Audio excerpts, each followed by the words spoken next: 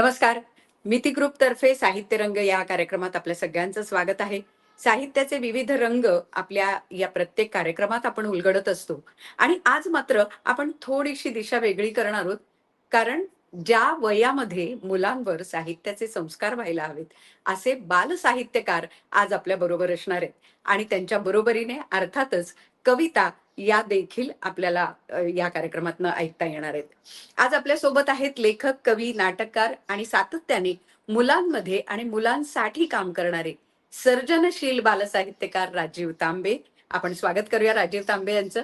41 नमस्कार. भाषातून 133 पुस्तकं राजीव सर तुमची प्रकाशित झालेली आहेत. त्यामुळे तुमचं स्वागत आहे साहित्य रंग या कार्यक्रमात. आणि त्याचबरोबर आज आपल्यासोबत आहे विद्यापीठ स्तरावर ज्यांच्या कवितांचा अभ्यासक्रमात समावेश आहे, अशा आदर्श शिक्षिकेचा पुरस्कार मिळालेल्या कवयित्री कविता मोरवणकर. म्हणजे त्यांच्या नावातच कविता आहे आणि कविताताई आपल्यासमोर काही कविता सादर करणार आहेत. त्या अगदी काही क्षणात आपल्याबरोबर जॉईन होतील. कार्यक्रमाच्या निमंत्रक आहेत शिवसेना नेत्या आणि महाराष्ट्र विधान परिषदेच्या उपसभापती माननीय डॉक्टर नीलमताई गोरे. नीलमताई, स्वागत आहे. नमस्कार, स्वागत. नीलमताई, आज च्या कविता तर आपल्याला ऐकायला मिळणारच आहेत, पण राजीव सर आपल्या बरोबर आहेत, ज्यांनी बालसाहित्यामध्ये खूप विपुल अशी कामगिरी केलेली आहे. दोघांचेही आपण स्वागत करावं अशी मी विनंती करते.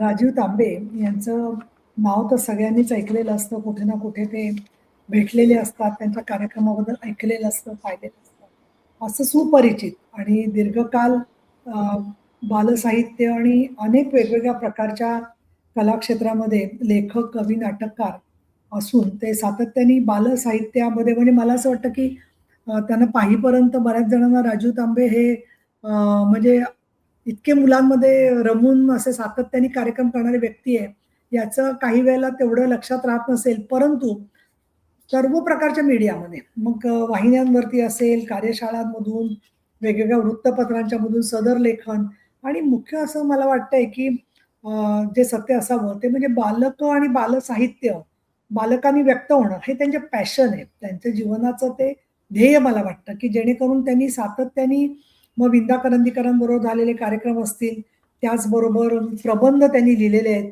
133 पुस्तकं प्रकाशित म्हणजे मी तर पहिले साहित्यिक बघते.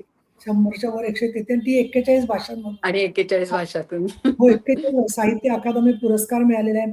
त्याचबरोबर त्यांची कक्षा जी आहे कामाची ती फक्त महाराष्ट्र किंवा भारतापुरती नाहीये. तर युनिसेफ ही जी आंतरराष्ट्रीय स्तरावरती संस्था बालकांसाठी काम करते आणि विशेषतः कठीण परिस्थितीमध्ये असणाऱ्या बालकं आणि विकासामध्ये बालकांना केंद्रित ठेवून सातत्याने ते काम करत असताना नक्कीच त्या दृष्टिकोनाचं सुद्धा प्रतिबिंब त्यांच्या साहित्यामध्ये, त्यांच्या शब्दांमध्ये, त्यांच्या आशयामध्ये, त्यांच्या वाचनामध्ये हा सगळा आलेला आहे नक्कीच. आणि त्याच्यामुळे त्यांनी मुलांच्यासाठी गंमत शाळेचा उपक्रम केलेला आहे.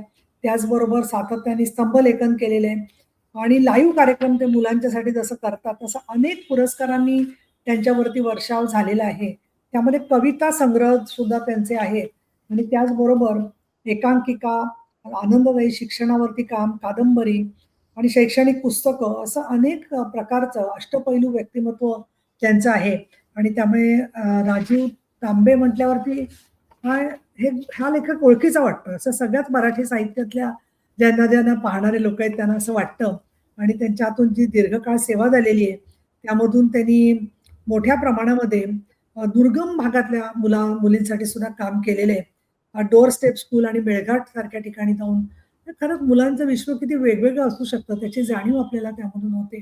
अशा प्रकारचे एक सर्जनशील आणि अतिशय लोकप्रिय व्यक्तिमत्व असणारे लेखक, कवी राजीव तांबे, मी आपलं मनापासून स्वागत करते. आपल्या ज्या दुसऱ्या आजच्या पाहुण्या आहेत त्या म्हणजे कविता मोरवणकर आणि त्यांचं सुद्धा आपण हे पाहिलं तर एक त्या स्वतः शिक्षिका म्हणून कार्यरत आहेत आणि त्याचबरोबर दलित साहित्याच्या अंतर्गत त्यांचं एक लक्षणीय स्वरूपाचं काम आहे. त्यामध्ये उद्याचा दहशतगर्द अंधार, त्याचबरोबर ज्योती सावित्री या नाटकाचं लेखन, अननोन फेस आणि असंही घडू शकतं या सामाजिक नाटकांचं, तसंच पाणी या बालनाट्याचं लेखन, शॉर्ट फिल्ममध्ये त्यांनी काम केलेलं आहे, आयडेंटिटीमध्ये केलेलं आहे, पुढच्या या प्रायोगिक नाटकामध्ये केलेलं आहे. आणि हे सगळं करत असताना शिक्षक म्हणून काम करून ह्या सगळ्या कामाशी त्या मुलांशी पण जोडल्या गेलेल्या आहेत. आणि त्याचबरोबर त्यांच्या कवितांची नावं जर का पाहिली, तर मुक्ता, खरं सांगतो आई, मी अस्वस्थ आहे कधीपासून. आणि त्यांनी आज ज्या कविता निवडलेल्या आहेत, त्यासुद्धा ज्याला आपण म्हणू की एक नेहमीच्या चाकोरीच्या पलीकडच्या कविता आहेत. आणि त्याचबरोबर संघर्षशील स्त्री, स्वतःचं अस्तित्व शोधणारी स्त्री आणि त्याचबरोबर स्वतःला जे वाटतं आहे, ते अगदी ठामपणाने, निर्भयपणाने व्यक्त करणारी स्त्री लेखिका म्हणून त्यांची ओळख आपण करून देऊ शकतो. आणि त्यांना अनेक मानसन्मान प्राप्त झालेले आहेत. त्यांचं अनेक वाङ्मय त्यांचा अभ्यासामध्ये मला त्याच्यामध्ये समावेश करण्यात आलेला आहे. आणि त्यामुळे त्यांच्यासुद्धा कविता ऐकण्यासाठी मी उत्सुक आहे. त्यामुळे राजीव तांबे आणि कविता मोरणकर मी दोघांचंही मनापासून स्वागत करते. आणि साहित्य रंगाचा आपला जो हेतू आहे, त्यामध्ये मराठी विश्व व्यापक अधिकाधिक होत चाललेलं आहे. अशा वेळेला साहित्य संमेलनांमध्ये किंवा औपचारिक कार्यक्रमांमध्ये जेवढं पाहिजे तेवढं एकेका थोर लेखक, लेखिकांशी बोलणं होत नाही.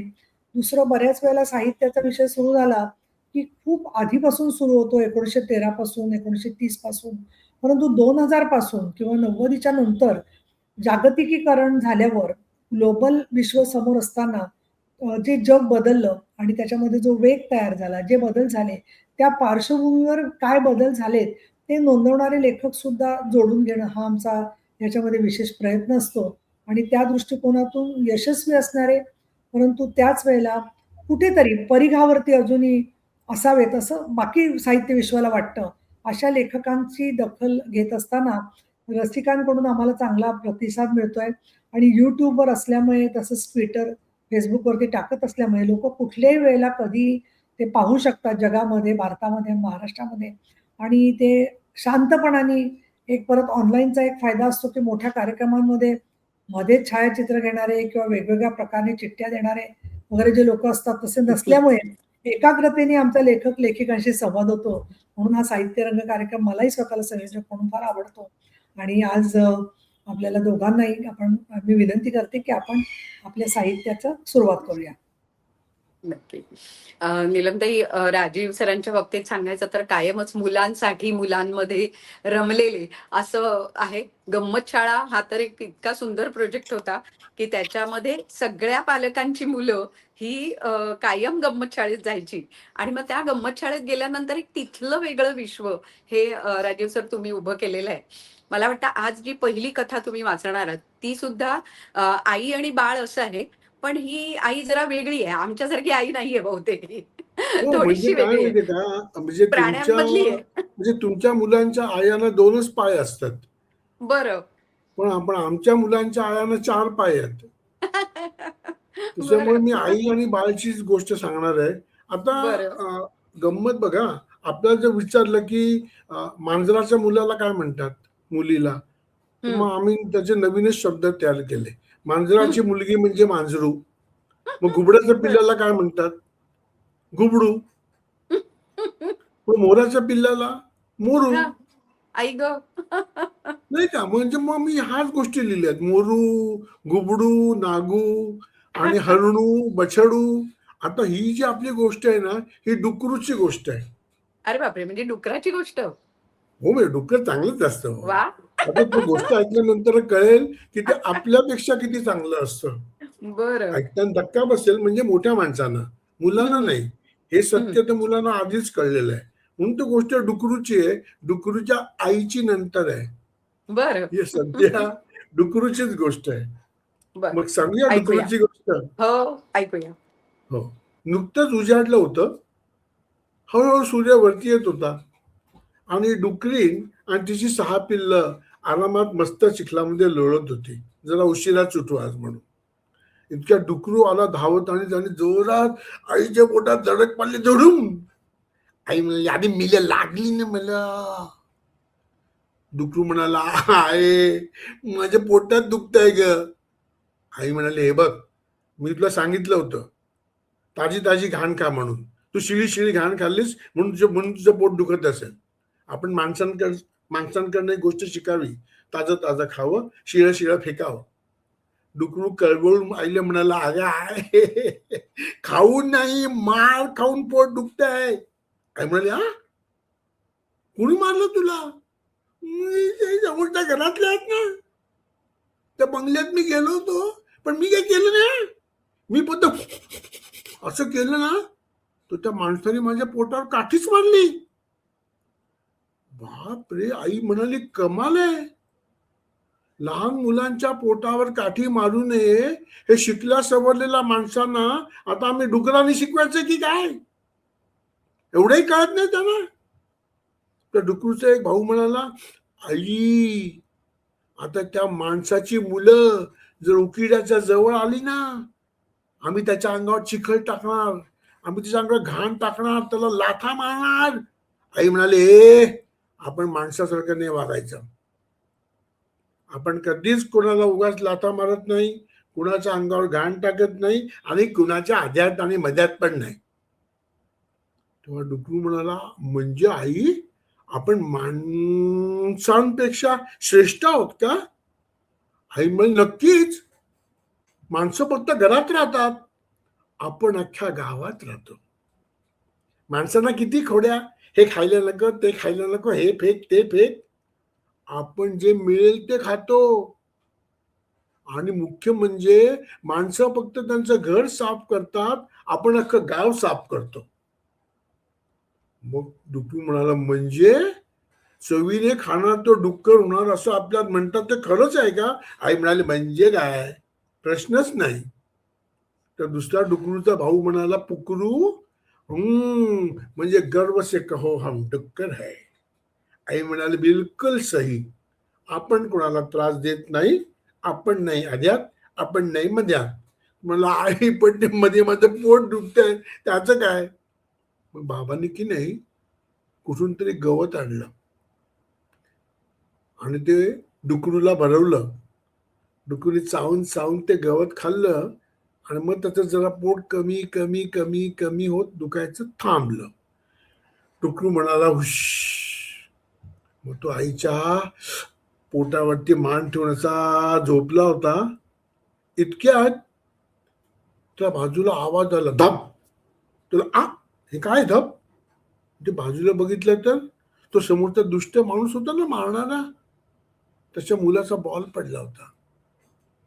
पण तो मुलगा डुकरूकडे प्रेमाने हात करून असं म्हणतो, बॉल टाक नाही यार. डुकरूने एक लात मारली, बरोबर बॉल त्याच्या अंगणात. मग त्या मुलाने टाळ्या वाजवल्या. मग त्याने पुन्हा बॉल टाकला डुकरूकडे. मग डुकरूने पुन्हा त्याच्याकडे टाकला. हा खेळ तो मुलगा आणि डुकरू रोज खेळायला लागले. आणि गंमत म्हणजे आपली मुलं कशी खेळतायत हे डुकरूची आई आणि त्या मुलाची आई रोज बघायला लागले. आणि डुकरू आणि त्या मुलामुळे डुकरीण काकू आणि त्या समोरच्या काकू या सुद्धा मैत्रिणी झाल्या. आहे की नाही गंमत? धन्यवाद. वा. एक वेगळंच विश्व आम्हाला बघायला मिळालं. आणि असं खरंच कधी होत असेल का? किंवा असा संवाद खरंच घडत असेल का? असा प्रश्न आपल्याला मोठ्या माणूस म्हणून पडतो. पण मुलांना जेव्हा तुम्ही हे समजावून सांगता, तेव्हा निश्चित ती सगळी नीतिमूल्य जी आहेत, ती किती सुरेख तुम्ही त्या गुंफून सांगितली आहेत. फारच अप्रतिम. आणि आणि पुन्हा मला ते मी वाटतं नाही मुलं खूप सांगितली, तर एन्जॉय ती करत असतील. डुकरूनच सांगितली आहेत हां. नीतिमूल्य. त्याच्यामुळे आणखीनच काही प्रॉब्लेम नाही. करेक्ट, म्हणजे करेक्ट. लेखक आणि सांगतो मुलं असं खूप एन्जॉय अजिबात मला करत कोणी असतील. म्हणू शकणार नाही. खरंय, खरंय. पण हेच असतं ना, की समाजात जे काही घडतं त्याचं ऑब्झर्वेशन करणं हा खरं तर महत्वाचा विषय असतो, जो वेगवेगळ्या साहित्यातनं प्रतिबिंबित होत असतो हो. आणि तो बालसाहित्यातनंही इतका सुंदर आलाय, हे निश्चित लक्षात येतं. एक कविता एक छोटीशी गंमत मोरवणकर. सांगतोय ह्या हां, संदर्भात. माझा हां. मित्र गिरीश सहस्त्रबुद्धे चित्रकार, एकदा आमच्या खाते भांडण झालं, तर मी तिला म्हणलं की अरे चित्र काढायला सगळ्यात कठीण चित्र कुठलं काढायला, तीच गोष्ट हं. लिहितो आता. तर तो म्हणा की जगातल्या कुठल्याही चित्र काढायला कठीण चित्र म्हणजे आई आणि बाळ. बरं. हं. म्हणजे बघा, म्हणजे मायकेल एंजेलोचा जो पिएटा म्हणून पुतळा आहे, तर मेरीच्या मांडीवरती जीजस झोपलाय. हं, हं. मेरी 5 फूट आहे आणि जीजस 6 फूट आहे. हं. दोघांचे डोळे अर्धवट मिटलेले आहेत, पण तो मेल्यामुळे आणि हिचे अत्यंत करुणेने. कारण बरोबर. आईच्या चेहऱ्यावरती करुणा प्रेम किंवा वात्सल्य आणि मुलाच्या चेहऱ्यावरती अवखळपणा हे एकाच वेळी दाखवणं चित्रकाराला कठीण आहे. तर मला वा. असं वाटलं की मग याच गोष्टी लिहाव्या, आई आणि बाळ. म्हणून मग मी मोरू, मांजरू, माकडू ह्या लिहिल्या गोष्टी आणि मग ते खूप बरोबर. मजा आली. करेक्ट. त्याच्यामुळे असं आणि कोणी लिहिलेलं नाही. मला वाटतं त्याच्या आता पिल्लू कथा पण तुमच्या येत आहेत. हो, त्याच्यामुळे त्याच्या त्या पुढचा भाग आता येतोय. एखादा हा. त्यातला छोटासा भाग सांगू का? पिल्लू हो हो कथेतला? हो.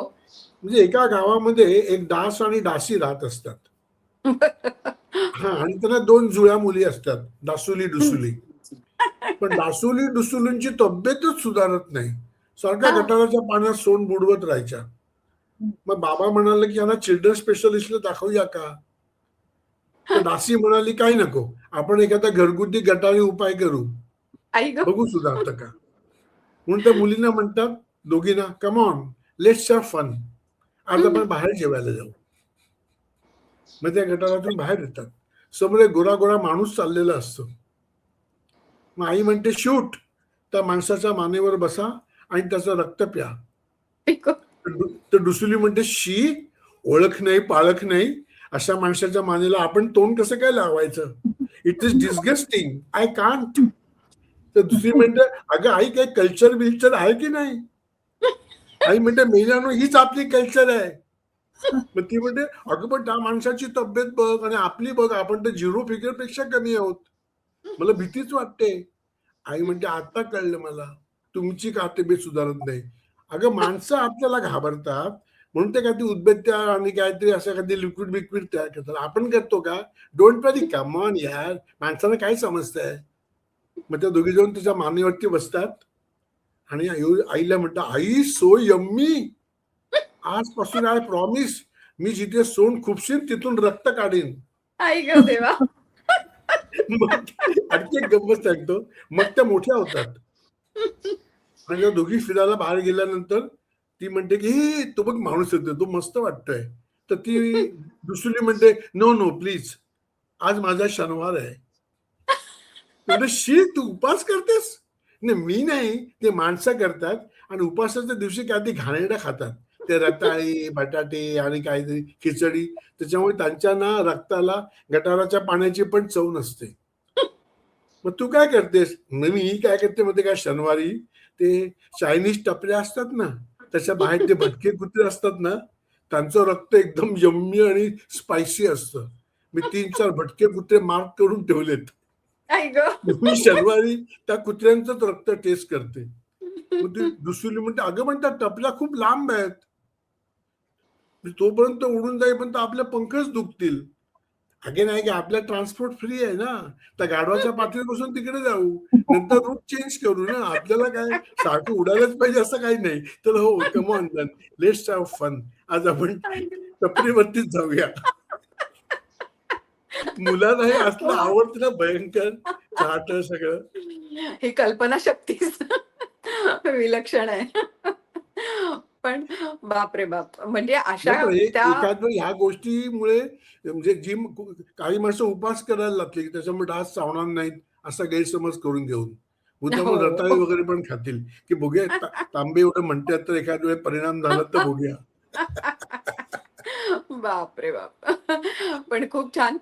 मला वाटतं एक मी म्हटलं तसं की समाजात जे काही घडतंय त्याचं निरीक्षण करणं हे तुम्हा सगळ्याच लेखकांचं एक बलस्थान असतं असं म्हणायला हरकत नाही. आणि कविता मोरवणकर जी आहे आपली तर तिच्याही कविता अशाच आहेत. समाजात ज्या काही गोष्टी घडतायत म्हणजे स्त्रीवादी कविता पण तिच्या आहेत, पण त्याच्याच बरोबरीने आपल्या नातेसंबंधावरच्या सुद्धा कविता वा. तिच्या फार सुंदर आहेत. तर कविता, मी तुला रिक्वेस्ट करते की काही कविता तुझ्या तू आमच्यासाठी सादर कर. कविता मोरवणकर. माझी पहिली कविता मी आपल्यासमोर सादर करते. कवितेचं नाव आहे माणसांच्या बदलण्याची गोष्ट.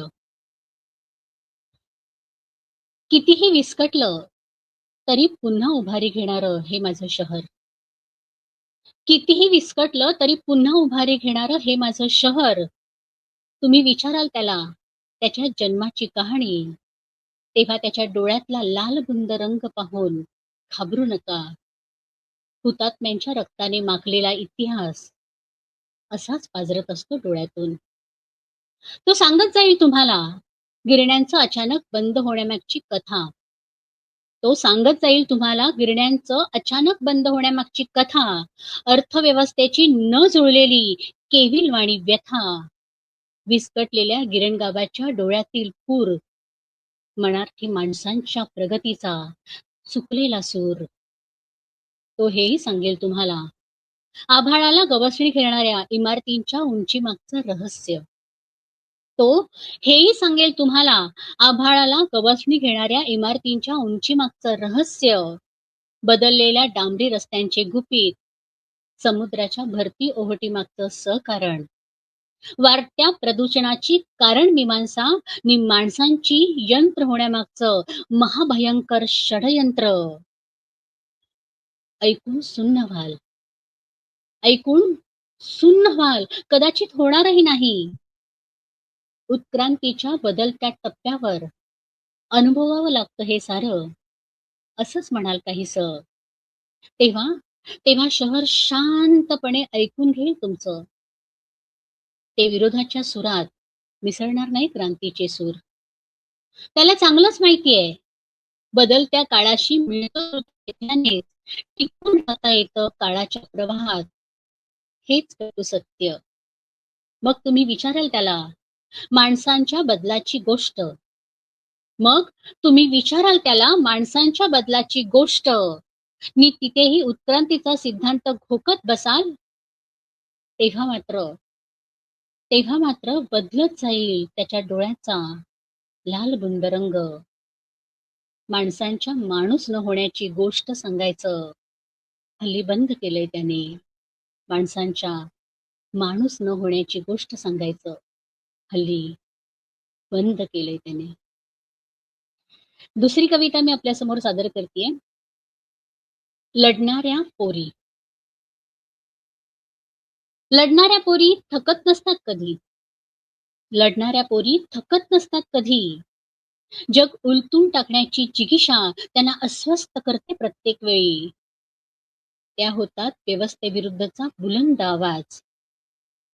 हुकुमशाहीचा डोलारा नेस्तनाबूत करण्यासाठीच खरं तर त्या जन्माला येतात अथवा स्वतःच जन्म घेतात. त्यांचा प्रवास नसतोच मखमली मुलायम गालिच्या सारखा. असंख्य शूल खुणावत असतात. तरीही त्या चालत राहतात. बुलडोझर होऊन नाचू लागतात अराजकतेच्या छाताडावर. मी चिरटणाऱ्यांना टाकतात चिडून भूगर्भाच्या आत आत. त्यांना माहित असतं आपण चाललो तरच पुढच्या तमाम लेकीबाळी बागडू शकतील खुलेआमपणे. म्हणूनच झपझप टाकू लागतात पावलं लढणाऱ्या पोरी. त्या जेव्हा थकतील तेव्हा हरतील. त्या जेव्हा थकतील तेव्हा हरतील हेही माहीत असतं त्यांना. म्हणूनच त्या लढत राहतात. त्यांच्यासारख्याच लढणाऱ्या पोरींचा जन्म होईपर्यंत. त्यांच्यासारख्याच लढणाऱ्या पोरींचा जन्म होईपर्यंत. यानंतरची तिसरी कविता आहे ती आपल्यासमोर सादर करते. आजच्या खरं तर वास्तव परिस्थितीवर भाष्य करणारी कविता आहे. कवितेचं नाव आहे खिडकी बाहेरील सावज. लहानपणी खिडकीबाहेर पडलेल्या बाहुलीला डिवचणारे कावळे पाहून मी धावले होते त्या दिशेने. लहानपणी खिडकीबाहेर पडलेल्या बाहुलीला डिवचणारे कावळे पाहून मी धावले होते त्या दिशेने. मी उचलून घट्ट कवटाळलं होतं तिला माझ्या भाऊपाशात. त्यावेळी टचकन पाणी आलं होतं डोळ्यातून. तिच्या कुरतडलेल्या देहावरून कितीतरी वेळ फिरत होते माझे एवढेसे हात. तेव्हापासून सावजावर झेपावलेल्या कावळ्यांचा कर्कश आवाज ऐकून मी धावायचे खिडकीजवळ. मी भिरकावून द्यायचे त्यांच्या दिशेने हातात असेल ते. कावळे पांगायचे चोहीकडे. असं घडायचं कित्येकदा आणि आजही घडत आहे माझ्या अवतीभोवती. फरक एवढाच की कावळ्यांच्या जागा घेऊ लागलीत माणसं आणि बाहुलीच्या जागी सावज होतोय एक जिवंत देह माझ्यासारख्या एखादीचा. मला मात्र चाहूल लागत नाही त्याची. आताशा खिडकीबाहेरील विश्वही मावत नाही माझ्या नजरेच्या कक्षेत. माझे हातही जात नाहीत खिडकीबाहेर काही भिरकवण्यासाठी. कारण कारण मी मोठी झाले तशी मोठी झालीच नाही खिडकी. म्हणूनच मी ठरवलंय आता खिडकीच टाकायची काढून. ती मोकळी करायची वाट हातात असेल ते भिरकावण्यासाठी. निदान त्यामुळे तरी सुटका होईल एखाद्या निरपराध देहाची. मी तिच्यासोबत माझीही. मी तिच्यासोबत माझीही. धन्यवाद. वा, म्हणजे कवितेतनं एक वेगळं विश्व कविताने उलगडलंय आणि तिच्या नावामध्ये कविता आहे आणि ते कविता पण तिच्या कवितांमध्ये सुद्धा उतरलंय असं निश्चित म्हणता येईल. पण एक सामाजिक भान हे वेगळं तिच्या कवितांमधनं जाणवतं. राजीव सर, तुमच्या कथांकडे पुन्हा एकदा येते. जसं मी आता म्हटलं की तिच्या कवितांमध्ये सामाजिक भान आहे, तसं तुमच्या कवितांमध्ये, तुमच्या कथांमध्ये, तुमच्या लेखनामध्ये तुम्ही कधी विज्ञान आणता, मुलांना त्या गोष्टी विज्ञानाच्या माध्यमातून सुद्धा समजावून सांगता. तर हे सगळं करत असताना तुमचा एक कथासंग्रह आहे, राक्षसराज अगडबंब आणि बटाटे वडे. तर एक वेगळं नाव पण वेगळं आहे आणि अर्थात त्यातनं तुम्ही एक वेगळी विज्ञान कथा सुद्धा मुलांना सांगताय. तर आज कोणती गोष्ट आमच्यासाठी ऍक्च्युली हा तुम्ही ना सांग. 3 कथांचा विज्ञान कथांचा संग्रह आहे. बर. म्हणजे मला असं वाटतं की लहानपणी ना आम्ही 3 गोष्टींची भयंकर भीती घेतली. म्हणजे हा. गणित, करेक्ट. इंग्रजी आणि विज्ञान. आणि त्यात आमच्या वेळी अशी एक अफवा होती की इंग्रजी हे वाघिणीचं दूध आहे. त्याच्यामुळे तुम्ही फक्त A2 दूधच प्या गाईचं. म्हणजे आणखीन दुसरा प्रॉब्लेम झाला तिकडे. तर ही बरोबर. भीती मुलांच्या मनातून कशी जाईल? विज्ञानामध्ये कशी मजा आहे, गणितात कशी मजा आहे, हे मुलांपर्यंत पोहोचलं पाहिजे. म्हणून मी करेक्ट. मुद्दामून वेगळ्या प्रकारच्या विज्ञान प्रयोग कथा लिहिल्या, विज्ञान ट्रिक कथा लिहिल्या. कधीतरी एखादा एपिसोड फक्त विज्ञानावरती करू. म्हणजे वेगवेगळे 6 फॉर्म्स मी विज्ञानावरती लिहिलेत. बर बर. हो, म्हणजे खूप जण त्यातली एक छोटी गंमत सांगतो मग जातो. खूप हा. जण बघा स्लीपर घालून जिना उतरतात तेव्हा फटाक फटाक फटाक आवाज करत ते उतरतात. हो हो. तर मी एकदा माझ्या मुलीला म्हटलं की अगं ती समोरची कामवाली बाई गेली का? आत्ताच गेली का? तुला कसं कळलं? म्हटलं ती फटाक फटाक फटाक उतरते. तिला सांगितलं पाहिजे आवाज करू नका. म्हणून मी बाहेर थांबलो ती यायच्या वेळी आणि तिला म्हटलं की अहो जिना उतरताना आवाज नाही का करू? तर तिने मला एक मौलिक सल्ला दिला. अहो आम्ही गरीब आहोत. गरिबीचा प्रश्न नाही, आवाजाचा प्रश्न आहे. म्हटलं मी स्लीपरच घातले आहेत, मी स्लीपर घालून जिना उतरतो, आवाज येणार नाही. आणि मी उतरलो. म्हणजे कसा काय आवाज नाही आला? म्हणजे तुम्ही म्हणजे तोंड बघत बसल्या, चपला बघा ना मी काय करतोय ते. तर आपण ज्या पायरीवरून खाली पाय ठेवतो तर अंगठा दाबला खाली तर तरंगणारी चप्पल खोट्याला चिकटते. मला आवाज येत नाही. म्हणजे त्याच्या मागे सिंपल. विज्ञान समजून घेतलं ना तर हे प्रश्न सुटतात. बरोबर. आपल्याला असं वाटतं की हे असंच होणार, असं नाही. असं न होण्यासाठी काय करता येईल इकडे विज्ञान चालू होतं. बरोबर. म्हणजे तुमच्या मनात प्रश्न निर्माण होतात का, तुम्हाला शंका पडतात का, मग आपण विज्ञानाकडे वळतो. तर आमच्या नशिबी हेच आहे तर मग विज्ञान संपलं. बरोबर. पण छान तुम्ही ते कथेमधनं खूप सुंदर मांडलंय. तर आम्हाला ऐकायला आवडेल ती कथा. हो, तर एक राक्षसराज अगडबंब नावाचे अगडबंब राक्षस होते आणि त्यांच्या मुलाचं नाव तर निमरू. आता निमरू नाव काय ठेवलं असं मला मुलांनी पहिले विचारलं. तर मी म्हटलं कुठल्याच माणसाचं नाव ण वरून नाही, म्हणजे ते राक्षसाचं असणार. म्हणून मग राक्षस म्हणाला की आपल्या मुलाचं नाव निमरू. तर निमरूला की नाही सायन्सची प्रचंड आवड होती आणि मुख्य म्हणजे त्याला सायन्स सॉन्ग म्हणायला आवडायचं. बघा मी तुम्हाला सांगतो एकदम सोपं सायन्स सॉन्ग आहे. पांढऱ्या ढगातून पडतो पाऊस आणि विजाही चमकतात. लक्षात घ्या, पांढऱ्या ढगातून पडतो पाऊस, विजाही चमकतात आणि प्रकाश दिसत नाही पण प्रकाशामुळे दिसते. पांढऱ्या ढगातून पडतो पाऊस विजाही चमकतात, पांढऱ्या ढगातून पडतो पाऊस विजाही चमकतात, प्रकाश दिसत नाही पण प्रकाशामुळे दिसते, लिंबू पाण्यात बुडते पण खारट पाण्यात तरंगते, हे असे का आणि कसे ते विज्ञानामुळे समजते.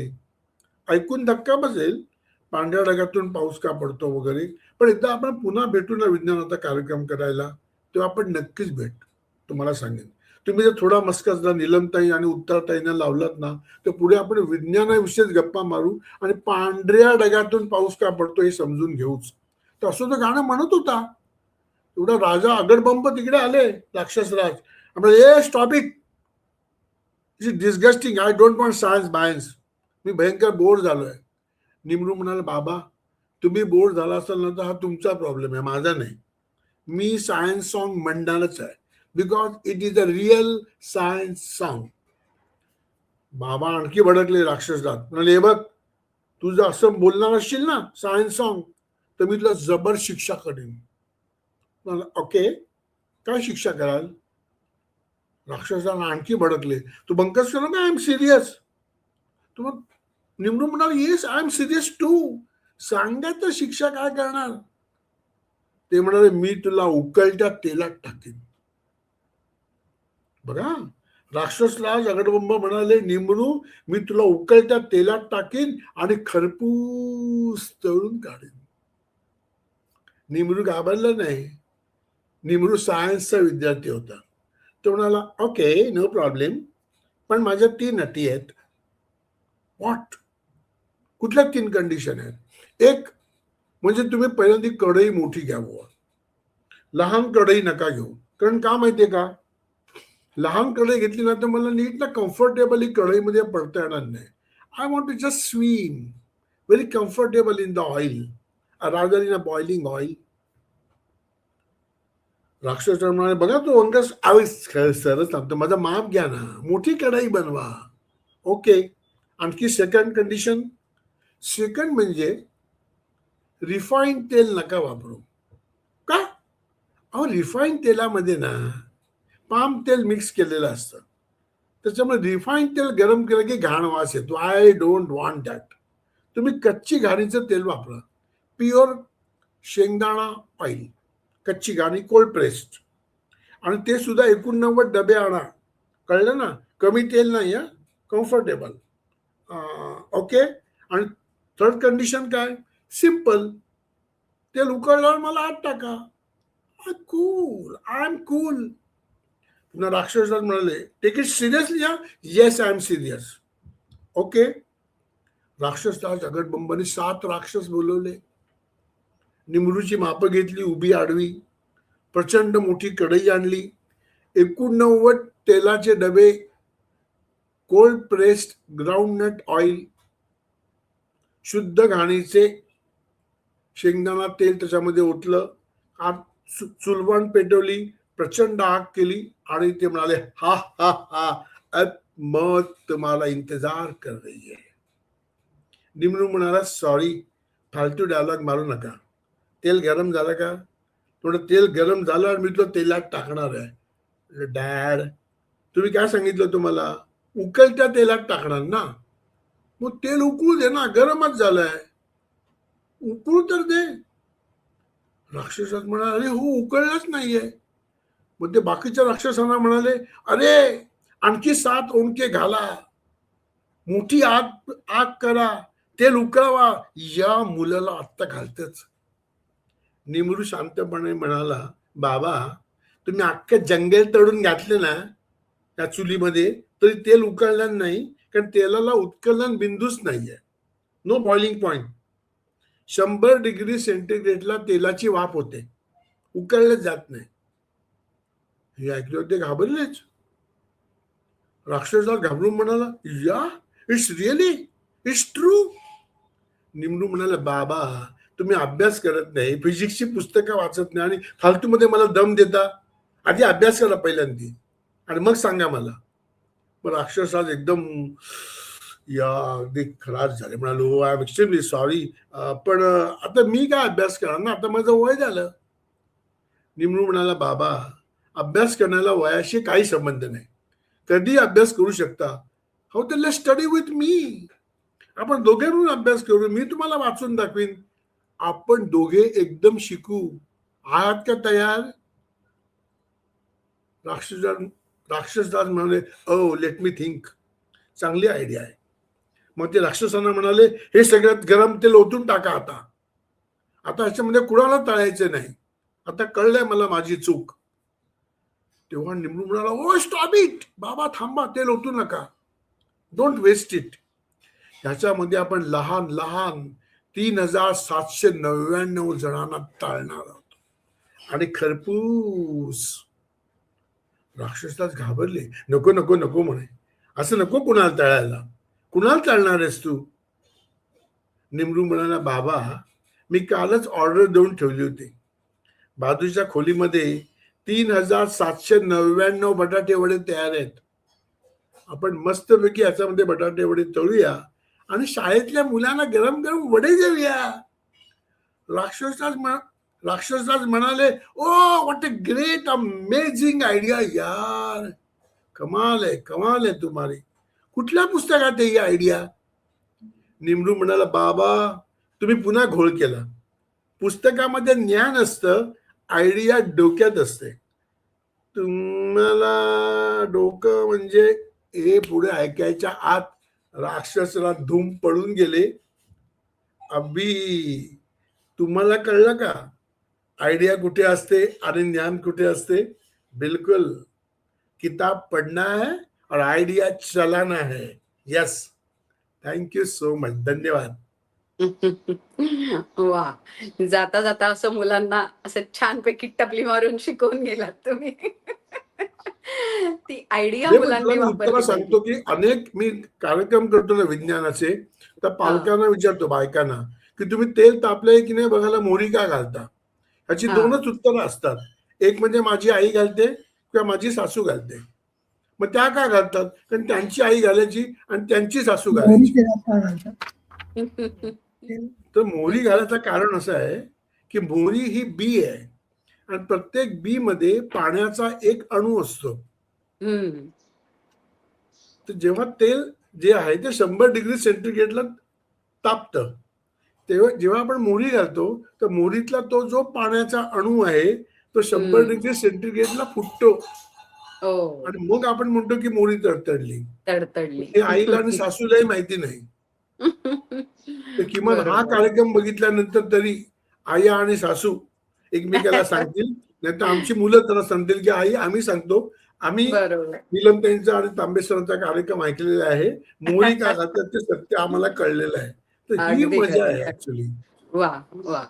नाही, खरंच आहे, या सगळ्या गोष्टी समजून घेणं आणि लहान वयात समजून घेणं हो हे हो. मुलांना तुमच्या कथांमुळे कळणार आहे आणि खूप मोठी आणि ग्रेट गोष्ट आहे असं म्हणायला हरकत नाही. पुन्हा एकदा थँक्यू. कविताच्या कवितांकडे आपण वळूया हो आणि नक्की. कविता मोरवणकर आपल्याला पुन्हा काही वेगळ्या कविता आपल्या समोर सादर करणार आहे. कविता. मगाच्याही कविता खूप छान होत्या, आवडल्या मला मगाच्या कविता. हो खरंय, खरंय. मी माझ्या पुढच्या कविता आहेत त्या आपल्यासमोर सादर करते. कवितेचं नाव आहे एक झाड वाढत आहे. एक झाड वाढत आहे माझ्याही आत. एक झाड वाढत आहे माझ्याही आत. ऊन वारा पावसापासून सुरक्षित. मुळं पसरलीत अंगोपंगात. त्वचेची भिंत भेदून कधीही बाहेर येतील त्याची उपमुळं. नि माझा सारा देह शहारून जाईल. तुम्हाला आलीच लहर त्याला माझ्यातून उपटून काढण्याची. तुम्हाला आलीच लहर त्याला माझ्यातून उपटून काढण्याची. किंवा ठरवलं तुम्ही मलाच संपवायचं, तर लक्षात असू द्या तुमच्याकडून एक नाही 2 खून होतील. एक दुसरी कविता आपल्यासमोर सादर करते. कवितेचं नाव आहे अगदी असाच पुरुष हवा आहे. खरं आहे, खरं आहे सारेच पुरुष घेत नाही स्वतःला पुरुषत्वाच्या पातळीत चक्क जकडून. खरं आहे, सारेच पुरुष घेत नाही स्वतःला पुरुषत्वाच्या कातडीत चक्क जकडून. पौरुषाची शाल पांघरून ते कुरवाळत बसत नाहीत बाईचं बाई पण. माणूसपणाच्या वर्गात बसतात तिच्या बरोबरीने, नि फडकवत ठेवतात समानतेचा ध्वज आसमंत व्यापणारा. बंद कुलपाडूनही ते पाहू शकतात बाईच्या आत दडलेल्या भावभावनांचं न सुटलेलं गाठोडं. स्वभानाबरोबरच ते जपत जातात तिचंही आत्मभान. उद्युक्त करतात तिला कर्तृत्वाच्या तेजोवलयात उजळून निघण्यासाठी. ते भिरभिरवत नाहीत आपली नजर नखशिखांत बाईच्या देहावरून. ते भिरभिरवत नाहीत आपली नजर नखशिखांत बाईच्या देहावरून. बाई सुरक्षित असते अशा पुरुषांच्या सान्निध्यात. बाई सुरक्षित असते अशा पुरुषांच्या सान्निध्यात. खरं सांगू, मला तुझ्यातही अगदी असाच पुरुष हवा आहे. मला तुझ्यातही अगदी असाच पुरुष हवा आहे. यानंतरची तिसरी कविता जी आहे ती आईविषयी आहे आणि ती आपल्यासमोर सादर करते मी. खरं सांग आई, माझं घर माझी माणसं राबत गेले दिनरात. माझं घर माझी माणसं राबत गेले दिनरात. उंबरट्याला ओलांडताना मीच बाजा धरला हात. आठवून साऱ्या स्वप्नांचं हिरवं धुकं दाटतं ना. आठवून साऱ्या स्वप्नांचं हिरवं धुकं दाटतं ना. खरं सांग आई, तुलाही असंच वाटतं ना. खरं सांग आई, तुलाही असंच वाटतं ना. पुरुष जेव्हा होतो बाप तेव्हाच जन्म घेते आई. पुरुष जेव्हा होतो बाप तेव्हाच जन्म घेते आई. आईपणाच्या पदराआड स्वतःतील हरवते बाई. उद्या उद्या करू म्हणत हातून बरंच सुटतं ना. उद्या उद्या करू म्हणत हातून बरंच सुटतं ना. खरं सांग आई, तुलाही असंच वाटतं ना. खरं सांग आई, तुलाही असंच वाटतं ना. मोठी होत जातात लेकरं, मोठं होतं त्यांचं जग. मोठी होत जातात लेकरं, मोठं होतं त्यांचं जग. त्यांचे मित्र, त्यांच्या मैत्रिणी, आपण नसतो कोणीच मग. आकांक्षांचं तळं तेव्हा मनातच गोठतं ना. आकांक्षांचं तळं तेव्हा मनातच गोठतं ना.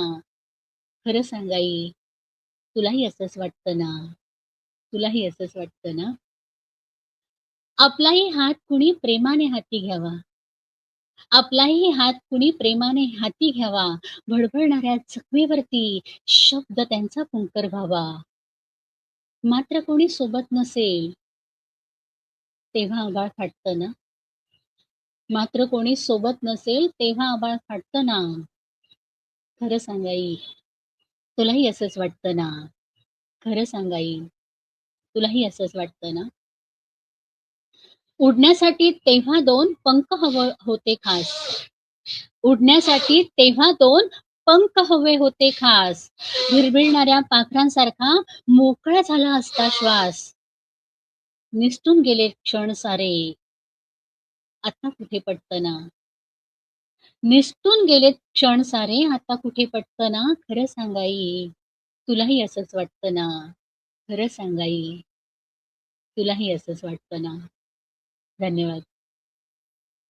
साहित्य रंग कार्यक्रमामध्ये आपण मला निमंत्रित केलं, म्हणजे आजच्या कार्यक्रमाच्या निमंत्रक आहेत नीलम गोरेताई आणि उत्तरा मोरेताई. या दोघींनी मला इथे बोलावलं आणि आजच्या ह्या अतिशय सुंदर असा जो विचारमंच आहे ते सुरू केलेला आहे. डिजिटल प्लॅटफॉर्म कवींसाठी उपलब्ध करून दिलेला आहे किंवा आणखी इतर जे लेखक आहेत त्यांच्यासाठी उपलब्ध करून दिलेला आहे. तर त्याबद्दल खूप मनापासून त्यांचे आभार व्यक्त करते. कारण प्रत्येक ठिकाणी कवीला स्वतःला पोहोचवणं फार कठीण असतं, कवी किंवा लेखकाला. पण अशा पद्धतीचे जे डिजिटल माध्यम आहेत तर यांच्याद्वारे जर त्यांना आपल्याला स्वतःला सादर करता आलं, स्वतःला प्रेझेंट करता आलं, तर लोकांपर्यंत, बहुसंख्य लोकांपर्यंत ते पोहोचू शकतील आणि लोकांपर्यंत त्यांचा जो आवाज आहे, त्यांचे जे विचार आहेत, तर ते पोहोचायला खूप चांगली एक म्हणतो ना सुरुवात होऊ शकते. आणि म्हणूनच मी मनापासून साहित्य रंगाचे आभार व्यक्त करते. त्यांनी जे नवोदित कवी आहेत, लेखक आहेत किंवा इतर जे कोणी विचार मांडणारी जी लोकं आहेत, तर यांना या प्लॅटफॉर्मवरून आपल्याला स्वतःला सादर करण्याची संधी दिली आहे. त्याबद्दल पुन्हा एकदा मनापासून आभार. कविता, खरं तर तुझ्या सगळ्याच कवितांमधनं एक सामाजिक भान तर आहे.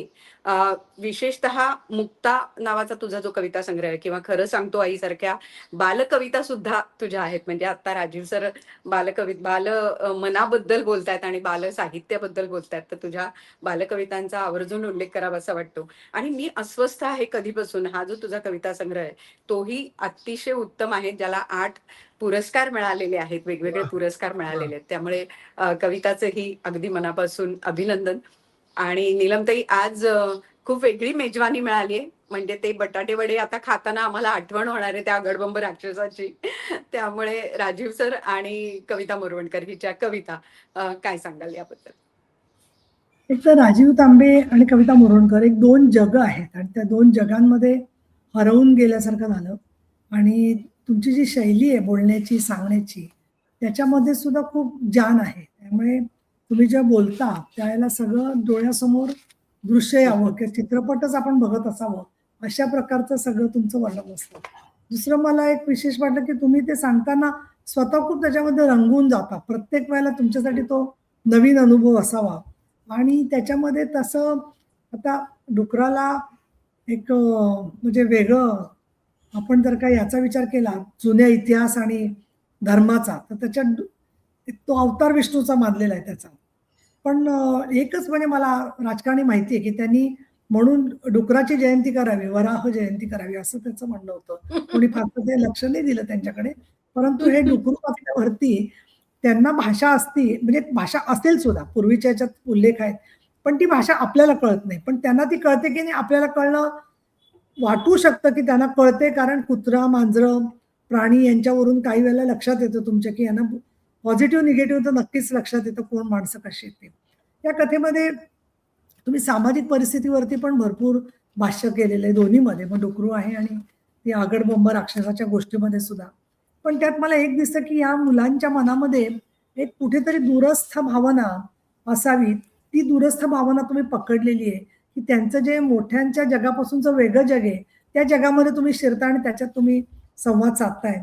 त्यामध्ये डुकरीण आईची भावना, डुकरूची भावना आणि त्याचबरोबर माणसाचं एकमेकाच्या बद्दलचं एक जेवढं शक्य आहे तेवढं पशु-पक्षी प्रेम हे जिवंत हम्म. व्हावं, एक असा सुद्धा त्याच्यात तुम्ही संदेश सातत्याने देता. नाहीतर बहुतेक कुठलाही प्राणी आला तर त्याच्याशी तशी पटकन मैत्री होत नाही. पण खारींची वगैरे होते काही वेळेला, कारण खारी त्याच वेळेला खेळत असतात लहान मुलांबरोबर आणि मग मुलं त्या खारींना नावं ठेवतात असं सुद्धा आपल्याला दिसतं. पण डुकरांच्या संदर्भात असं आहे, की जी मुलं काही चित्रपटांमध्ये मध्यंतरी दाखवलंय, त्याच्यामध्ये तिथे ते त्यांच्याच ते जीवनामध्ये खेळत असतात. किंबहुना त्या डुकराला पकडणं हा एक त्यांच्या जीवनाचा भाग असतो. आणि म्हणून या सगळ्या वेगळ्या जगाकडे तुम्ही जसं लक्ष टाकलंय, तसं मला असं वाटतं, की आता जी मुलं शहरात वाढतात आणि शहरात वाढली तर ग्रामीण भागातल्या लोकांना डुक्कर हे तसं सवयीचं असतं. पण त्याच्यामध्ये ते क्रूर खेळ सुद्धा ते डुकरांशी करत असतात बऱ्याच वेळेला. हम्म. या पार्श्वभूमीवरती अ, ही एक दृष्टी देणं, की ती सुद्धा जिवंत आहेत. व्यक्तिमत्व त्यांना काहीतरी आहे. या दृष्टीने डुकरू ही गोष्ट अगदी वेगळी वाटली मला सुद्धा. मी सुद्धा आपण शब्द वापरतो, की म्हणजे तर मला त्याच्यात आता काही संदर्भ नाही. पण he is a male chauvinist pig. तर त्याच्यामुळे पिग म्हणत असताना एक थोडंसं खालच्या दर्जाचंच म्हणून आपण बोलण्याच्या मध्ये प्रघात आहे. पण अशा वेळेला त्या डुकरूला प्रतिष्ठा तुम्ही खूप मिळवून दिली असं मला वाटलं, क्या बात. की त्या दृष्टिकोनातून एक वेगळी कथा आणि मुलांचं विश्व तुम्ही मांडलेलं आहे. आणि राक्षसराज ती अगं दासुली दासुली आणि डुसुली पण त्यांनी सांगितली. हो, छोटीशी ती कथा. सांगितली. ते तर मस्तच आहे, ती जी आहे ती त्याच्यामधले जे आहेत त्या. पण डासांनी चावल्यावरती त्यांचा पण विचार आपल्याला येतात का काय मला कळलं नाहीये. कारण अगदी हुबेहूब जसे संवाद करतात माणसं, तसे ते डास बोलतात एकमेकीशी आणि मस्त म्हणजे त्यांना शोषण करताना मज्जा येते दुसऱ्यांची. त्याच्यामुळे त्यांना काही त्याचं वाटत नाही असं दिसतंय. आणि राक्षसराज अगमबंब हे नाव मला आधी खूप आवडलं आम्ही बऱ्याच वेळा आमच्या घरामध्ये बोलताना सारखा सारखा उल्लेख ज्या लोकांचा येतो त्यांना आम्ही नावं देतो वेगवेगळी. Mister sun, mister don, Mrs A, Shylock, त्याच्यानंतर जे.डब्ल्यू. मॅरियट अशी काही नावं देतो की जी पटकन कळणारच नाही कोणाला काय ती. पण ह्या राक्षसराव जगडबंब एक नावाचं भर पडलेली आहे त्याच्यामध्ये जे येते की त्याच्यामध्ये तो सायन्स शिकवण्याचा प्रयत्न जो त्याला करतोय त्याचा निमरू जो आहे तो फार छान आहे त्यामध्ये जे आहे. आणि खरं सांगायचं ना तर मुलांना आपल्यापेक्षा अलीकडे खूप जास्त ज्ञान झालेलं आहे आणि त्याच्यामुळे कोण शिक्षक आहे आणि कोण विद्यार्थी हा प्रश्न येतो. आणि दुसरं मोठी माणसांना काही कळत नाही ह्याची पक्की खात्री मुलांना असते बऱ्याच वेळेला. फक्त ते त्यांच्या दबावामुळे किंवा ते मोठे असल्यामुळे काही त्याच्यात बोलत नाहीये. पण तुम्ही त्याच्यामधलं सगळं शास्त्र जे आहे, सायन्स जे आहे, विज्ञान आहे ते फार वेगवेगळ्या पद्धतीने त्याच्यात हे केले. दुसरं मला त्याच्यात तुम्ही जे आकडे घातलेत ना सगळे त्याची मजा आली. नेहमी त्यांच्या बघा ऐतिहासिक गोष्टीत किंवा अशा वेगळ्या गोष्टींमध्ये 29 ला ओंडके घातले, मग त्याच्यानंतर किती 39 काहीतरी किलो तेल घातलं, हो, असं प्रत्येक ठिकाणी तुम्ही असे आकडे घातलेले आहेत की ते हो. लोकांना असे 309 लिटर कोल्ड प्रेस शेंगदाणा घाला. म्हणजे तो आकडा लोकांना फार भारी वाटतो की काहीतरी आकडा म्हणजे त्याचं शास्त्र असतं त्याच्यामध्ये जे येते. आणि नाही ऍक्च्युली दुसरं त्याचं मी आणखी एक गंमत गाळली होती. तो वडिलांना असं म्हणतो की 89 डबे घाला आणि एका डब्यामध्ये 15 लिटर तेल असं सांगा किती होतात. वडील म्हणतात मला काय एवढे गणित येत नाही. म्हणलं मग मी सांगतो मी अभ्यास करतो. म्हणजे असं पुन्हा त्याचे चिमटे काढलेत मोठ्या नाही माणसाला. दुसरं म्हणजे मला असं दिसतं की याच्यामध्ये निमरूचा राक्षसा दगडबोंब म्हणजे त्याचे बाबा असावेत असं मला शंका आहे त्याच्यामध्ये. त्याच्यामुळे आपल्याकडे पूर्वी फुलबाग म्हणून मासिक यायचं त्याच्यात सगळे आई वडिलांवरतीच जोक असायचे की ते साबण लावल्यावर गेले आणि पाणी गेलं, मग आईने कसा टॉवेल देऊन त्यांनी फेस अंगाचा पुसला. तर ते आम्हाला आई वडिलांना वाटत ते काय याला कार्ट्याला धपाटे घालावे का काय, हे सगळे आई वडिलांवरतीच जोक असतात. पण तसे ते मुलांना आवडतात त्याच्यात. त्यामुळे ते तुम्ही तो विकनेस शोधलेला आहे. पण दुसरं असं महत्वाचं की या सगळ्यामध्ये कढई आणखीन या सगळ्या 7 राक्षस बोलावले. राक्षस फुटपट्ट्या, दोऱ्या, मोजपट्ट्या. एक वेगळा मला काय वाटतं मुलांची पण सर्जनशीलता आणि तरलता हिला जागृत करण्याचा तुमचा फार सुंदर आणि प्रत्यक्ष अनुभवातून यशस्वी झालेला सगळा तो तुमचा मार्ग आहे. बालसाहित्यात लिहिणारे जे लेखक अन्य आहेत किंवा अनेक जण आहेत त्याच्यात सुद्धा मुलं रमतात आणि वर्षानुवर्ष तीच गाणी त्यांच्यामध्ये लोकप्रिय का होतात. आता असावा सुंदर चॉकलेटचा बंगल्यासारखं गाणं असेल किंवा आता ही तुमची राक्षसराज जगडबंब आणि बटाटे वड्याची जी गोष्ट आहे सगळी. त्याच्यानंतर तुम्ही नावं सुद्धा वेगळी जी घेताय ना त्याच्यातून एक ठराविक नावं म्हणजे अशीच असली पाहिजेत, न नसलेली सुरुवात. तर तसं ते सुद्धा एक पारंपरिक चौकट मनाची जी तयार होते ती मोडण्याच्या दृष्टिकोनातून पण तो एक फार आगळा वेगळा प्रयोग आहे असं मला वाटतं. अजून एक महत्वाचं तुमच्या कथांमध्ये म्हणजे आणि या सगळ्या ललित लेखनामध्ये बालकांच्या की अतिशय ती सोपी आहेत. सोपं लिहिणं हे सगळ्यात अवघड असतं आणि त्याच्यात विनोदी करणं अजून अवघड असतं. पण तुमचं मन तशा पद्धतीने तुम्ही घडलेलं आहे, ती सर्जनशीलता आहे, त्याची संवेदनशीलता आहे आणि ती तुमच्या सगळी लिखाणामध्ये सातत्याने दिसते. अधिक माझी तुमची फार ओळख नाहीये, पण तुम्ही एक अत्यंत सकारात्मक व्यक्तिमत्व आहात असं मला वाटतं. कारण विज्ञानच्या बरोबर तुम्ही जे कार्यक्रम केले किंवा आता सुद्धा ज्या खूप वर्ष प्रकारे गेले. मुळात छोट्या मुलांशी अशा पद्धतीने संवाद ठेवावा असं वाटतो. हेच मुळी खूप मोठी गोष्ट आहे. नाहीतर आजकाल छोट्या मुलांशी पालक सोडून आणि शिक्षक सोडून फार कमी लोक बोलतात किंवा जे त्या क्षेत्रात आहेत ते बोलतात. पण बाकी जर का एखादं छोटं मूल देवळामध्ये किंवा कुठेही दिसलं तर त्याला प्रेमाने दृष्टिक्षेप त्याच्याकडे टाकण्याच्या ऐवजी बहुतेक रागीट दृष्टिक्षेपच त्याला बघायला मिळतो. बसमध्ये असेल किंवा अन्यत्र असेल.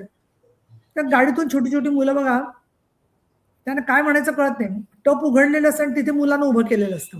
त्याच्यात मुलांचा काही दोष नसतो. खरं पालकांना कळायला पाहिजे की असं आपण मुलांना किती वेळ कुठे उभं करायचं. पण ते अगदी भर ट्रॅफिकच्या रस्त्यामध्ये हात वगैरे हलवत सगळे उभे असतात. तेव्हा आपोआपच लोकांचे रागीत नेत्र कटाक्ष मुलांकडे पडत असतात त्याच्यामध्ये. आणि म्हणून ही मानसिकता बदलत्या जगातली मुलांना समजून घेण्यासाठी आणि अगदी महत्वाचं म्हणजे तुम्ही मराठीत पण हे सगळं लिहिता. कारण 41 भाषा लिहित असताना मातृभाषेचा विसर तुम्हाला पडला नाहीये. ही पण फार मोठी गोष्ट आहे आणि त्यामुळे तुम्ही एक फार मोठं साहित्यात योगदान केलेलं आहे की जे योगदान अजून लोकांपर्यंत पोचावं आणि अजून छोट्या मुलं जी आहेत ती अधिक मानवी होण्याच्या दृष्टिकोनातून ते अभूतपूर्व त्याचं स्थान आहे असं मला वाटतं. आणि तुमची आज भेट झाली आणि निमित्ताने ते पण खूप मला आनंद वाटतोय.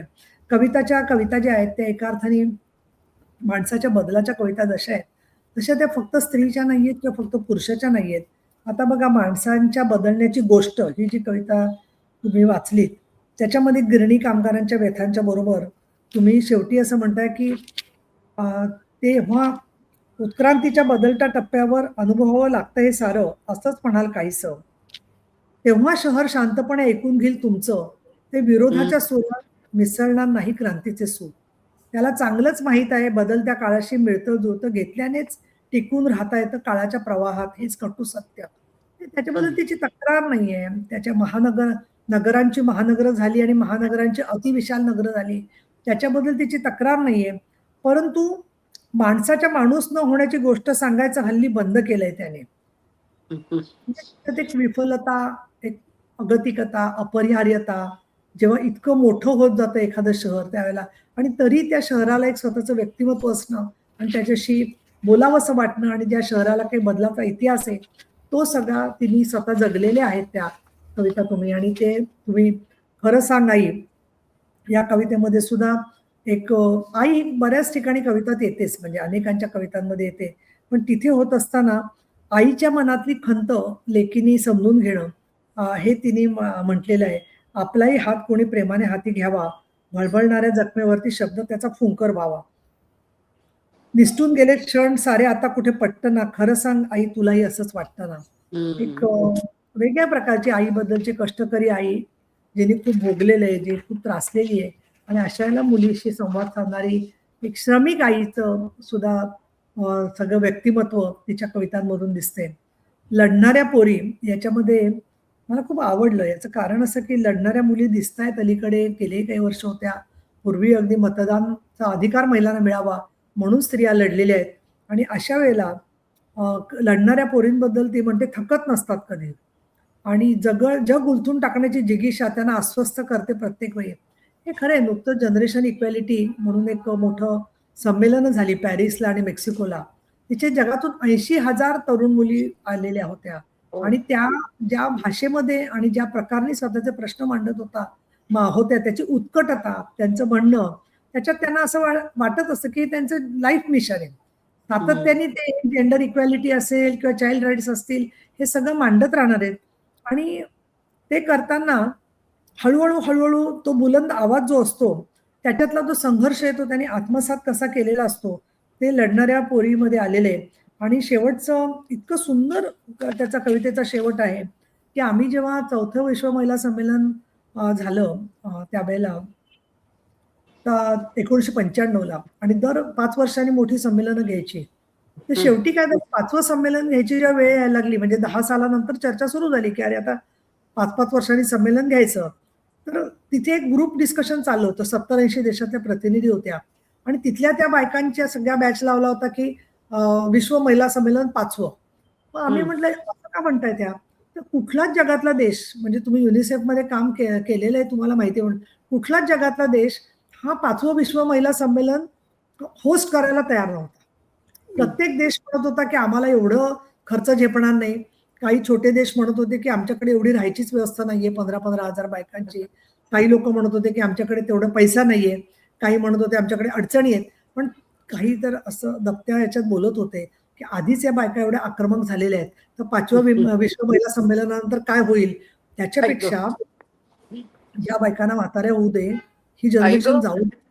असं म्हणजे हे that was talk of the town त्या युएनच्या बिल्डिंगमध्ये आणि या हो. महिलांना ते कळलं होतं आणि त्या महिला म्हणत होत्या, की आपण आता असं करायचं, की तरुण मुलींना असं तयार करायचं, की आपण जरी थकलो, तरी त्या ते पुढे नेतील.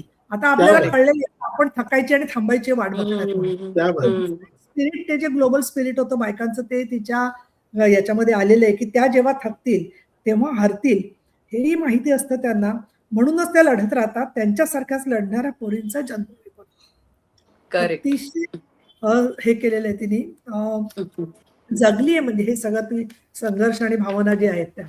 त्यानंतर तिची बाकी एक कविता जी आहे त्याच्याकडे जाण्याच्या आधी आता ती पुरुष प्रधानतेकडे वळलेली आहे. तिच्या कवितांमध्ये तिने त्याच्यामध्ये वेगवेगळे अनुभव जे आहे ते अ, त्याचं सगळ्याच एक अनेक रंग मांडलेले आहेत.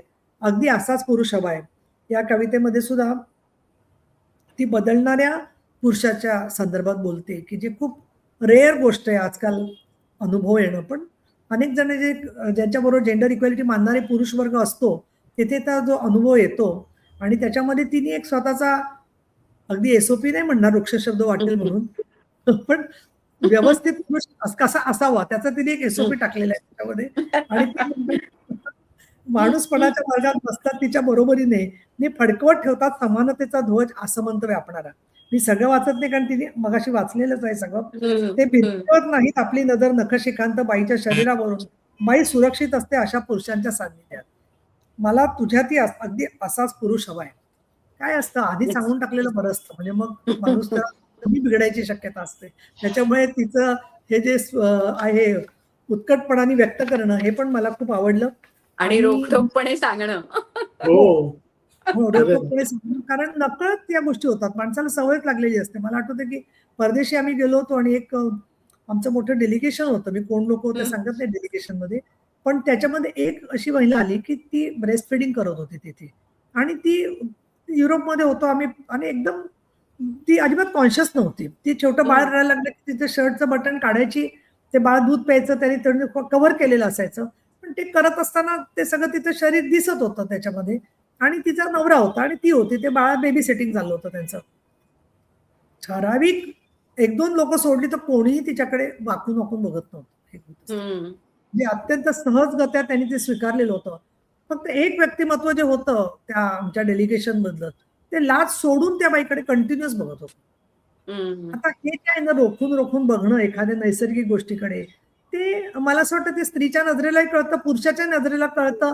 पण म्हणून या काही सभ्यतेच्या ज्या मर्यादा असतात, की ज्याच्याबद्दल खरं तर बोललं गेलं पाहिजे अजून. पण ते म्हणजे करणं किंवा तशी व्यक्त करणं किंवा तसा हम्म. पुरुष हम्म. असणं म्हणजे तो नामर्द आहे, असे काही महामूर्ख लोकांनी व्याख्या केलेली असल्यामुळे मोठ्या प्रमाणामध्ये ते कंडिशनिंग झालेलं आहे, की अशा गोष्टींवरती काहीतरी हे करायच्या, काहीतरी वेगळ्याच कॉमेंट्स करणं म्हणजे काहीतरी फार दबंगपणा आहे, असं समाजात झालेलं दिसतं. त्या गोष्टीला तिने परत खिडकी बाहेरील सावज याच्यामध्ये कवितांनी आव्हान दिलेलं आहे. आता हम्म. मात्र चाहूल लागत नाही त्याची आताशा खिडकी बाहेरील विश्वासही, मावत नाही माझ्या नजरेच्या कक्षेत, माझे हातही जात नाहीत काही विरकवण्यासाठी, कारण मी मोठे झाली तशी मोठी झालीच नाही खिडकी. अशा करून तिने ती चौकट जी आहे, ती चौकट तिला आता भेदायची आहे. हे त्याचं तिने हम्म. मला असं वाटतं तिच्या बाहुलीवरती जेव्हा डिवचणारे कावळे बघून तिचं जे अंतःकरण तळमळलं होतं, त्या पार्श्वभूमीवरची तिच्यामध्ये झालेला जो बदल आहे. आणि ती बाहुली म्हणजे बाहुलीच असते असं नाहीये. कुठलंही एक व्यक्तिमत्व असतं छोटंसं, प्राणी म्हणा, माणूस म्हणा, की ज्याला लोकं अशा पद्धतीने डिवचत असतात आणि त्यावेळेला त्याचं जखमीपण जे असतं ते बघून आपलं मन हळहळतं. हे एक आपल्या खरं. माणुसकीचं लक्षण असतं. परंतु ती जाणीव आपल्या मनात कायम राहत असते. आणि एक झाड वाढत आहे ही जी तिची कविता आहे, त्यामध्ये ती म्हणते की तिच्या आतमधला जो सगळा बदल झालाय, तो म्हणजे एखाद्या वृक्षासारखा आहे, असं तिने सुंदर संकल्पना केलेली आहे. आणि ऊन, वारा, पावसापासून सुरक्षित मुळं पसरलीत अंगोपंगात, त्वचेची हम्म. भिंत भेदून कधी बाहेर येतील. आणि ती पुढे म्हणते, लक्षात असू द्या, तुमच्याकडून एक नाही 2 खून होतील. काही हम्म. वेळेला काय असतं, तू खूप चांगली आहेस, पण तू का आग्रही आहेस किंवा तू का हम्म. फार चांगली आहेस, पण हे तुमचं स्त्रीमुक्ती वगैरे ना, ते काय आम्हाला मान्य नाहीये. कसं वेगळं करणार? माणसापासून त्याचे विचार आणि त्याचं जे बांधिलकी असते ती. खरंय. त्याचा अर्थ प्रत्येक ठिकाणी उठता बसता, भाकर खाता तेच बोललं पाहिजे असं नाहीये प्रचार, की पण काही विषय, काही अनुभव, काही विचार आपल्या आयुष्यातले तुमचाच भाग झालेले असतात आणि त्याच्याशिवाय तुम्ही जसं लहानपणचे संस्कार असतील, तसं मोठं झाल्यावरती आलेल्या अनुभवातून जे व्यक्ती घडते, तर त्याची जाणीव बदलत, बदलत, बदलत वृक्ष जसा मोठा होतो, तशी झालेली असते आणि काही वेळेला ती जाणीव आणि ते व्यक्तिमत्व याच्यात ती सीमारेषा संपलेली असते आणि अशा वेळेला ते झाड आपल्यातलं बाजूला काढा आता, असं हम्म. जेव्हा प्रयत्न कोणीतरी करायला लागतं किंवा लोकांची अपेक्षा असते, तर ती किती अनाठायी अपेक्षा असते, ते कवितांनी व्यक्त केलेलं आहे. आणि मग अशा उत्कटतेला माणूस स्वतः धरून ठेवतो आणि ते धरणं म्हणजे तोच आपला आधार असतो, असं आपल्याला वाटतं. पण काही वेळेला आपण त्याचा आधार असतो आणि काही वेळेला ती भावना आपला आधार असते. अशा हम्म. पद्धतीचं जीवन दोघं मिळून एकत्र जगत असतात आणि हे उत्कटता, हे वाटणं, हे खूप मला असं वाटतं संवेदनशीलतेचा भाग आहे. आणि ते समजून घेता येणं आणि ते ऑनर करणं, की जे कलाकारांबद्दल, लेखकांबद्दल किंवा समाजात जे उत्कटतेने एखादं मिशन घेऊन काम करत असतात, त्या सगळ्यांच्या बद्दलचं ते कायम सत्य आहे असं मला वाटतं. आज अतिशय 2 वेगळी जगं असली तरी त्या जगात एक जोडणारा धागा आहे आणि तो धागा जो आहे तो अ, वैयक्तिक प्रतिष्ठा, सन्मान, समानता, सगळ्यांना विकासाची संधी आणि no one should be left behind. कोणालाही मागे सोडायचं नाही. अगदी पशुपक्ष्यातल्या डुकरूपासून ते आतापर्यंत माणसं स्वतःच्या वाढणाऱ्या झाडाशी असा एक अनोखा असा कार्यक्रम वा. आज झालेला आहे. मी दोघांनाही मनापासून शुभेच्छा देते. धन्यवाद. खूपच छान. आणि या सगळ्यांमधनं एक एकत्रित अनुभव हा आज मिळालाय आपल्याला. त्याच्यामुळे लहान मुलांच्या मनावर घडणारे संस्कार कथेच्या माध्यमातनं आणि कवितांमधनं आलेला एक एक सुरेखसा असा समतोलाचा सूर हा आपल्याला दोन्हीमधनं जाणवतोय. त्यामुळे खूप छान अनुभव आज आम्हाला घेता आला. राजीव सर, तुमची पुस्तकं जी आहेत ती कुठे मिळतील, याबद्दल थोडंसं आमच्या प्रेक्षकांना सांगा. Amazon.com वरती, Amazon वरती आहे. सगळी अवेलेबल आहेत. राजीव तांबे नाव टाकलं तर. आणखी एक एक सुचवतो फक्त, हा. जर YouTube वरती माझं नाव टाकलं तर हा. माझे अनेक पॉडकास्ट येतात. म्हणजे ओके. आता डॉक्टर आनंद नाडकर्णी आहेत ना, त्यांनी माझी मुलाखत घेतली. त्यांना बरं हा प्रश्न पडला होता की तू कसं काय एवढ्या मुलांसाठी लिहितोस. तर बरं बरं. वेदमध्ये घेतली मुलाखत. तर ती मुलाखत जवळजवळ 1,62,000 इतकी व्हायरल झाली. वा वा. हो. अमुक तमुकला पण आहे, मुलाखत आहे. बरोबर अमुक तमुकली पण बरोबर. घेतली. आणि करेक्ट. अनेकांनी घेतल्या. त्या सगळ्या YouTubeवर नुसतं राजीव तांबे नाव टाकलं तर अख्खी कुंडली येतेच, काहीच प्रॉब्लेम नाही. नक्कीच मला असं वाटतं की आपल्या सगळ्या प्रेक्षकांनी आणि श्रोत्यांनी ती कुंडली उलगडून पाहावी आणि पुन्हा एकदा त्या जगामध्ये जावं. आज आम्हाला हा अनुभव दिलात त्याबद्दल तुमचे आणि कविता, तुझेही मनापासून आभार. आज इथेच थांबूया. धन्यवाद. धन्यवाद. धन्यवाद. धन्यवाद.